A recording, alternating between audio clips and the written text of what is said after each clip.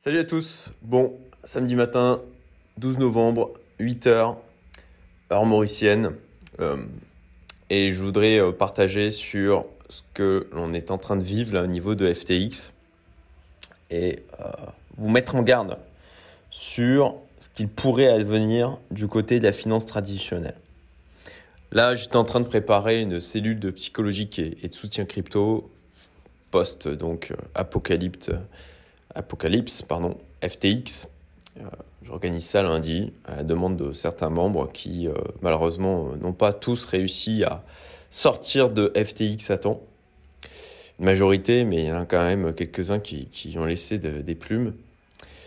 Et l'un des points que l'on va aborder, avec notamment les plus expérimentés en termes de finances, c'est que ce type d'événement que l'on est en train de voir là au niveau de la crypto, je pense que, et moi je me prépare à ça, et c'est ce que j'essaye de partager sur ma chaîne, sur mes diversifications de devises, de banques, de typologie d'investissement, d'emplacement géographique aussi. Eh bien, là aujourd'hui on a les marchés qui ont bien réagi, qui remontent. Ok, on a un rallye peut-être bear market. Il y en a même certains qui disent c'est reparti pour le bull run, le bear market des marchés c'est terminé. Moi, je reste très prudent sur les marchés tradis. Il y a quelques semaines de ça, on a frôlé la catastrophe avec les obligations d'État du Royaume-Uni. Personne ne regardait dans cette direction. Tout le monde regardait du côté de la Deutsche Bank, Swiss Bank. Mais personne ne regardait du côté des obligations d'État du Royaume-Uni. Et comme personne ne regardait là, dans le monde de la crypto, du côté de FTX. Et je veux vraiment vous faire prendre conscience que ce que vous vivez là, potentiellement, vous trouvez peut-être ça très dur. Vous dites la crypto, c'est du n'importe quoi, il faut de la régulation, etc. Je peux comprendre.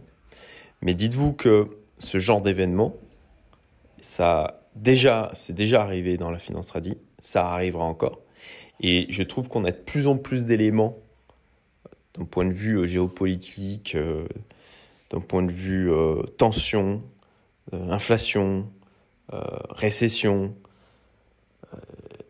appel de marge, pression sur les obligations d'État, pression sur les dettes d'État, qui, dans un système complexe, quand vous soumettez plusieurs éléments à des pressions de ce type, ça augmente la probabilité qu'il y ait quelque chose qui pète à un endroit où on ne regarde pas.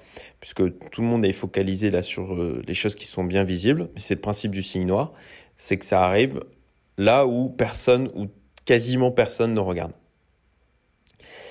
Et je veux bien que vous compreniez que du coup, là, ça peut être vu comme une chance en fait, ce que vous expérimentez avec la crypto et avec FTX.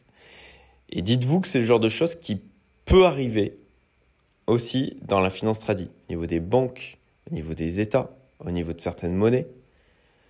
Alors, de la même manière, prenez de l'apprentissage, tirez des enseignements de ce qui s'est passé et protégez-vous au maximum. On avait un workshop cette semaine sur l'or physique, typiquement. Ok, on a quelqu'un qui pas un expert, mais a beaucoup travaillé sur ce sujet et qui nous a expliqué, quoi acheter, comment le garder, etc. Enfin, voilà. Mais ça fait partie des éléments de résilience, d'avoir de l'or à disposition en cas d'une problématique d'accès aux banques, d'une problématique avec de la monnaie du pays dans lequel vous vivez. Si vous avez besoin de partir vite, d'avoir quelques pièces d'or pour pouvoir vous déplacer, ça me semble pas délirant dans le monde dans lequel surtout on vit aujourd'hui. Parce que, ces signes noirs, ils vont vous surprendre. Et donc, surtout ne vous dites pas ça ne peut pas arriver. Non, c'est juste une histoire de probabilité. Et bien souvent, on a du mal à l'esprit humain est comme ça, et j'en reviens encore, hein, parce que je suis en plein dedans, mais le livre de Le Signe d'Or de Nassim Nicolas Taleb, qui est, disons, tombe à point nommé avec en plus ce qui se passe là avec FTX, c'est que l'être humain a du mal à se figurer, à se représenter, à se projeter sur des événements comme ça extrêmes. Il sous-estime leur capacité d'impact et leur probabilité de survenance. Et en fait, naturellement, dans un environnement comme le nôtre, c'est des choses qui arrivent. Et on surestime les risques à court terme, on sous-estime les risques à plus long terme. Donc, voilà. Pour ma part, je fais en sorte de me protéger, de me diversifier en termes de secteur, en termes de géographie. Là, j'ai mis en place un portefeuille small cap avec l'aide de Rémi, de la chaîne Parlons Long Terme, qui m'a accompagné sur le sujet pour son expertise. C'est vraiment quelqu'un d'extrêmement brillant et pointu. Et pareil, diversification dans le monde géographique et de secteur pour avoir de la résilience. Donc voilà, c'était le mot du jour. J'espère que ça vous fera réfléchir et surtout prenez les décisions qui s'imposent. Ne tardez pas. Là d'ailleurs, même chose, je parlais avec un postulant de la communauté, c'était avant-hier. Il me disait, ok, il a du capital, il a du patrimoine, jusqu'à maintenant, il a donné en fait à un CGP, un conseiller en gestion de patrimoine, et il y a pas mal de choses en assurance vie. Et il comprend, ça y est, là, il dit, ok, mais en fait, il faut pas que je fasse confiance à mon CGP, il faut que je monte en compétence sur le sujet. C'est pour ça que, du coup, il va intégrer la communauté.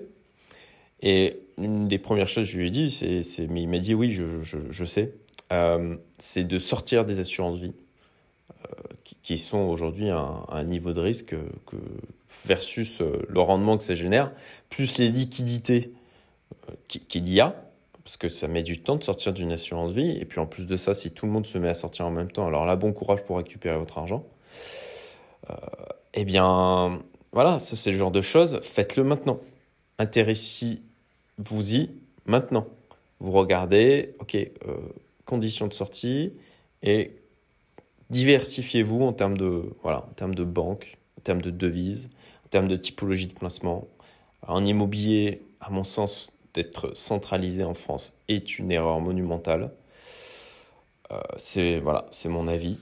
Et voilà, c'était les petites réflexions de la journée. J'espère que ça vous fera réfléchir, que ça vous aidera à agir rapidement. Parce que, je répète, ce que l'on vit actuellement dans la crypto, c'est des choses qui vont arriver. Je ne sais pas quand, mais je trouve que la probabilité qu'il y ait un événement de ce type qui survient dans les 1 an, 2 ans est aujourd'hui plus élevée que les 14 dernières années. À bientôt!